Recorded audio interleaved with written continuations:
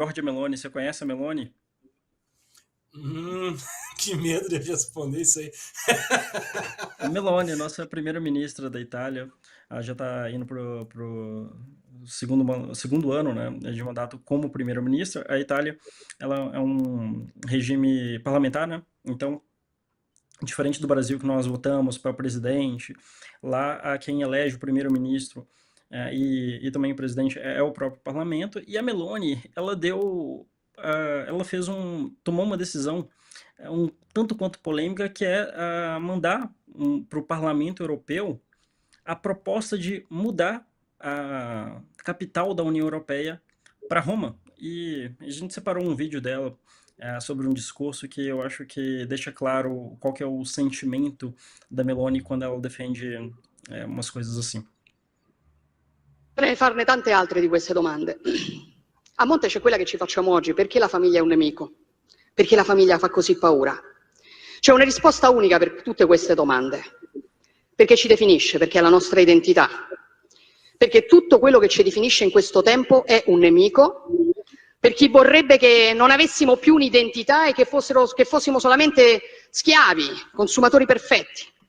E allora è sotto attacco l'identità nazionale, è sotto attacco l'identità religiosa, è sotto attacco l'identità di genere, è sotto attacco l'identità familiare. Non devo potermi definire italiana, cristiana, donna, madre, no. Io devo essere cittadino X, genere X, genitore 1, genitore 2, devo essere un numero. Perché quando sarò solamente un numero, quando non avrò più un'identità, quando non avrò più radici, beh, allora sarò lo schiavo perfetto in balia della grande speculazione finanziaria, il consumatore perfetto. E questa è la ragione per la quale oggi noi facciamo tanta paura. Questa è la ragione per la quale oggi questo appuntamento fa tanta paura. Perché noi non vogliamo essere dei numeri, noi siamo qui per dire che noi non siamo dei numeri, noi difenderemo il valore della persona umana, di ogni singola persona umana, perché ognuno di noi ha un codice genetico unico e irripetibile. E questo, piaccia o no, ha del sacro. Lo difenderemo Dio, la patria e la famiglia, che fanno tanto schifo a qualcuno. Lo faremo per difendere la nostra libertà, perché noi non saremo mai schiavi e semplici consumatori in balia della speculazione finanziaria. Ecco la nostra missione, ecco perché oggi sono venuta qui. Scriveva Chesterton ormai più di un secolo fa: fuochi verranno attizzati per dimostrare che 2 più 2 fa 4. Spade verranno sguainate per dimostrare che le foglie sono verdi in estate. Quel tempo è arrivato, signori. Siamo pronti. Grazie. Cara, discurso fantástico da Meloni. Recentemente, as pessoas elas trouxeram de volta um vídeo dela, defenderam essa tese de que Roma deveria ser a capital da Itália, que Bruxelas, que é um lugar afastado, onde os políticos se sentem confortados, afastados de tudo, não representa essa identidade milenar que é a Europa. E eu concordo muito com a tese dela. É evidente, né, o quanto que a Europa e o Ocidente ele vem se contraindo. E parte disso se deve por uma rejeição de toda a tradição que nós chamamos de tradição ocidental, né? A palavra tradição ela vem de traditio, do latim, que significa entregar. Então, o que nós estamos fazendo é deixar de entregar aquilo que nós recebemos do passado. E nós recebemos por uma razão, né? O que construiu a nossa civilização é a razão grega, é o direito romano, é essa forma de pensar que é própria do Ocidente. E abandonar tudo isso em prol daquilo que é mais confortável, do multiculturalismo, de aceitação dos povos, está destruindo todo um legado histórico que nós temos e que nós deveríamos valorizar. Então, quando a Meloni ela rebate dessa forma, isso é uma reação frente aos problemas que estão sendo causados justamente por um abandono daquilo que sempre foi necessário para a preservação do Ocidente. Dada, o que você acha da Meloni, do discurso dela e dessa proposta de trazer de volta o Ocidente para Roma? Eu tenho 2 pontos de comentário sobre isso tudo.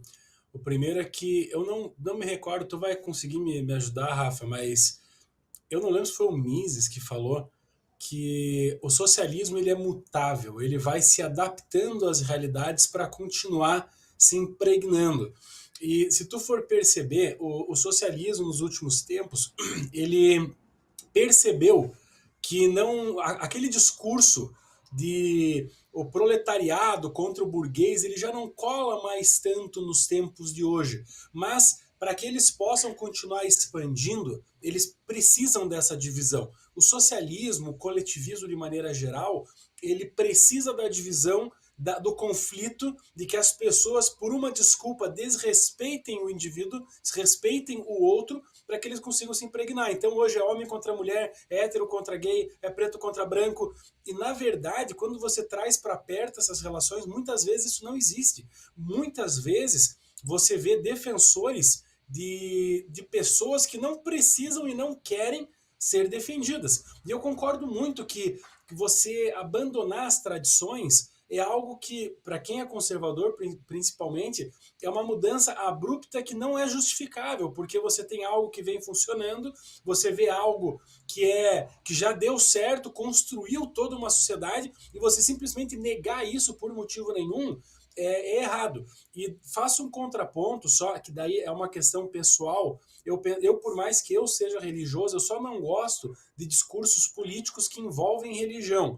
Eu não acho que a política e a religião eles devam caminhar juntos. Eu não gosto daquele discurso que os políticos ou determinado grupo está ali para defender Deus, pátria, família. Eu acho que você defender a ideia de você ter uma família, uma entidade familiar, de você ter essa construção, já que foi a base da nossa sociedade, é ótimo. Você defender o teu país, defender a identidade daqueles que estão próximos a você, ótimo. Eu não gosto da ideia da religião. Por isso que, na minha concepção, a defesa mais importante, ainda assim, é a da liberdade, porque senão muitas pessoas, em nome de Deus, vão atacar a liberdade alheia, como os muçulmanos, por exemplo. Ou muitas pessoas, em nome do seu país, vão atacar a liberdade alheia. Ou então, em nome da própria família, vai atacar a liberdade alheia. Por isso que eu concordo muito com tudo que ela falou sobre como algumas pessoas se sentem ofendidas por nada, como elas tentam atacar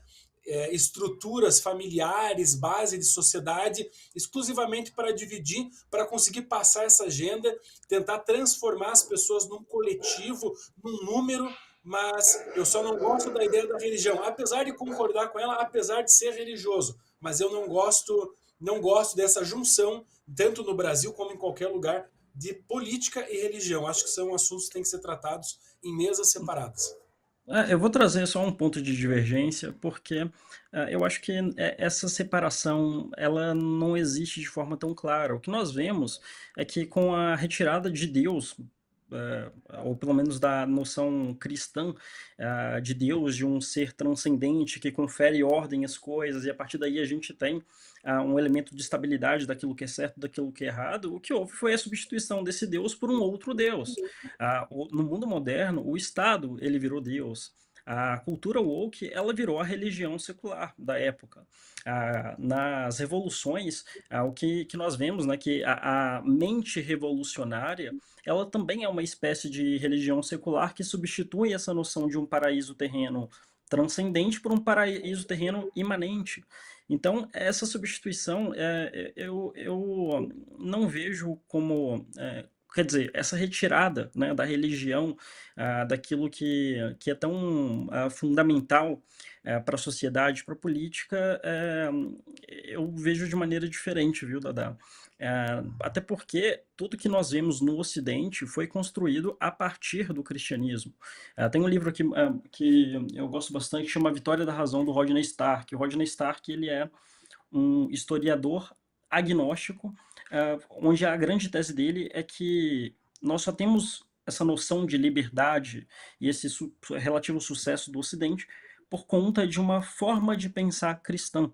porque a forma como o cristão ele concebe Deus é diferente das outras religiões, né? Ele coloca uma categoria que ele chama de religiões ortodoxas e religiões ortopraxes, onde a ortopraxis seria o judaísmo, o islamismo, onde eles aceitam a regra pela regra porque é uma vontade divina, e a forma cristã, que seria ortodoxa, é fundamentar a opinião a partir de uma formulação correta, né?